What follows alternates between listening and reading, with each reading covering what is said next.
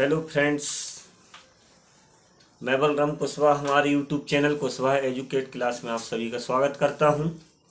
आज मैं आपसे बात करने वाला हूं एमपी टास प्रोफाइल पंजीयन या कहें हितग्राही प्रोफाइल पंजीयन। इसके विषय में आपको पूरी जानकारी देना चाहता हूं। इसमें कौन सी समस्या आती है, कब आती है, कैसे आती है और क्यों आती है, इसके विषय में हम विस्तार से समझेंगे कि एमपी टास में जो विद्यार्थी स्कॉलरशिप के लिए रजिस्ट्रेशन करते हैं और उनको कई बार ये देखने को आता है कि प्रोफाइल पंजीयन होने में बहुत ज़्यादा दिक्कत जाती है। तो आपको क्या तैयारी करनी है, क्या सावधानी रखनी है और किन चीज़ों को आपको, किन डॉक्यूमेंट्स को कंप्लीट रखना है ताकि आसानी से एमपी टास प्रोफाइल पंजीयन या कहें हितग्राही प्रोफाइल पंजीयन आसानी से हो सके। तो आइए चलते हैं, हम विस्तार से बात करते हैं सर्वप्रथम कि एमपी टास प्रोफाइल पंजीयन और हितग्राही प्रोफाइल पंजीयन की आवश्यकता किन लोगों को पड़ती है या किन विद्यार्थियों को पड़ती है। तो शासकीय विद्यालयों में या कॉलेजों में पढ़ने वाले विद्यार्थी, तो विद्यार्थियों की बात करते हैं हम, जिसमें कक्षा 6वीं से लेकर कक्षा 12वीं तक के जो विद्यार्थी हैं, अनुसूचित जाति और अनुसूचित जनजाति SC ST के विद्यार्थियों के लिए गवर्नमेंट स्कॉलरशिप स्कूल में प्रोवाइड करती है शासकीय विद्यालयों में, और कॉलेजों में करती है। तो कॉलेज वाले विद्यार्थी तो बनवा ही लेते हैं, लेकिन छोटे जो विद्यार्थी हैं उनको बहुत समस्या का सामना करना पड़ता है। तो उन्हीं को जागरूक करने के लिए या वो किस प्रकार अपनी समस्या को दूर करें, इसलिए मैं आज आपको ये वीडियो लेकर आया हूँ। तो वीडियो को स्किप ना करें, आगे ना बढ़ाएं, क्योंकि ये जानकारी आपके लिए बहुत हेल्पफुल होने वाली है। और ये समझ लो कि आपको नहीं तो आपके बहन भाई, आजू बाजू वाले नज़दीकी जो बहन भाई हैं या पहचान के व्यक्ति हैं, विद्यार्थी, उनको आप कहीं ना कहीं इस वीडियो के माध्यम से जानकारी दे पाओगे और उनको समझा पाओगे भाई क्या क्या समस्या आ रही है।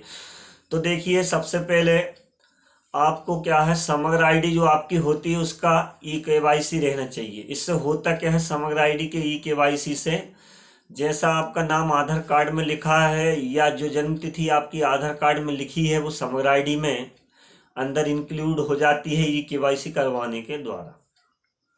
और आप अगर आपका जाति प्रमाण पत्र पहले से बना है तो ये समझ लो आपको कहीं ना कहीं दिक्कत होने वाली है। जाति प्रमाण पत्र आप बनवाते हो तो उसमें भी ये ध्यान रखें कि जो जन्म तिथि है विद्यार्थी की या जो भी कैंडिडेट्स है उसकी जो डेट ऑफ बर्थ है वो गलत ना हो। भाई, व्यक्ति की डेट ऑफ बर्थ एक सी होना चाहिए, आधार कार्ड में भी वही डेट ऑफ बर्थ होना चाहिए जो जन्म प्रमाण पत्र में है, और समग्र आईडी में भी वही डेट ऑफ बर्थ होना चाहिए जो आधार कार्ड में है, और आपका जो जाति प्रमाण पत्र बना है उसमें भी वही डेट ऑफ बर्थ होना चाहिए जो आपकी समग्र आईडी और आधार कार्ड में है। होता क्या है कि बहुत से विद्यार्थियों के, बहुत से कैंडिडेट्स के जाति प्रमाण पत्र पहले ही बन गए हैं और वो फिर बाद में उन्होंने आधार कार्ड की KYC समग्र आईडी में करी है, तो वो कहीं ना कहीं डेट ऑफ बर्थ मिसमैच हो रही है। तो एमपी टास प्रोफाइल में जो हितग्राही प्रोफाइल पंजीयन आप करवा रहे हैं वो हो नहीं पा रहा है, बन नहीं पा रहा है। ऑनलाइन की दुकान पे जाते हैं तो ऑनलाइन वाला कह देता है भैया आप पहले आप समग्र आईडी KYC करा लो फिर आना। अब आप फिर समग्र आईडी का KYC करा लेते हो, 2 दिन बाद या 3 दिन बाद फिर आप ऑनलाइन की दुकान पर जाते हो, फिर एमपी टास प्रोफाइल पर पंजीयन कराते हो, फिर वही दिक्कत, फिर बोलता है कि भाई कास्ट में जो है डेट ऑफ बर्थ मिसमैच हो रही है। अब व्यक्ति परेशान हो जाता है कि यार सबसे पहले हम ऑनलाइन की दुकान पर गए, फिर वहां से एमपी टास प्रोफाइल करवाना चाह रहे थे, नहीं हुआ, बोल दिए कि समग्र आईडी की KYC करा के आओ, डेट ऑफ बर्थ मिसमैच हो रही है आधार कार्ड और समग्र आईडी में। फिर वहां से व्यक्ति गया, KYC करवाई, फिर उसको अप्रूव करवाई, अपना जो भी पंचायत, नगर पालिका, नगर निगम, नगर परिषद जो भी है जहां से भी आपने करा ली। फिर आप पुनः ऑनलाइन की शॉप पर गए, फिर आपने कहा भाई एमपी टास प्रोफाइल पंजीयन करा हमारा बना दो, फिर वही दिक्कत, फिर कास्ट सर्टिफिकेट की दिक्कत आ गई, फिर उसमें डेट ऑफ बर्थ मिसमैच। अब डेट ऑफ बर्थ मिसमैच हुई क्यों, ये समस्या बहुत बड़ी हो गई। क्या हमारा तो आधार कार्ड में डेट ऑफ बर्थ सही लिखी है, आधार कार्ड से समग्र आईडी KYC भी करा ली भैया आपके कहने पर, फिर क्यों नहीं हो रही है। तो भैया कई बार होता क्या है, पहले जब हम कास्ट सर्टिफिकेट बनवाते थे या बनवाए हैं तो समग्र आईडी का केवाईसी अनिवार्य नहीं होता था। भाई आपने आधार कार्ड दिया, समग्र आईडी दी, जो भी डिटेल्स आपने फार्म में फिलअप करके दी, आपका जाति प्रमाण पत्र या तो स्कूल के माध्यम से या आपने खुद लोक सेवा केंद्र पर जाकर बनवा लिया है। अब ये सारी समस्या का सामना आपको करना पड़ रहा है। तो अब हम आपको जल्दी से ये बता दें कि आपको आप करना क्या है। ये इतनी समस्या आ रही तो फिर क्या करना है। कई बार नज़दीक की भी तारीख आ जाती है, डेट आ जाती है, भाई फार्म डालने की डेट निकलने वाली है, लास्ट डेट में जानकारी लग रही है 3 दिन पहले, 5 दिन पहले। अब क्या करें भाई, कैंडिडेट्स उनके मम्मी पापा, भाई जरूरी नहीं सभी के पेरेंट्स मम्मी पापा पढ़े लिखे हों, जल्दी से बनवा लें, दिक्कत जाती है बहुत।